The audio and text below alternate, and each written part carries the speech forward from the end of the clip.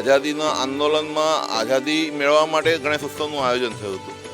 આ વખતે ભારતની આઝાદી, ભારતની સમૃદ્ધિની આઝાદીની લડાઈ છે, એટલે મેકિંગ ઇન્ડિયા આ કન્સર્ટ અમે લીધો છે. પરંપરાઓની સાથે ગણેશ ઉત્સવનું આયોજન આ મંડળ દ્વારા કરવામાં આવે છે અને એક નવું કન્સેપ્ટ, એક નવી થીમ જે લોકોની અંદર આકર્ષણનું કેન્દ્ર હોવું જોઈએ એ દક્ષિણ સોસાયટીની અંદર જોવા મળે છે.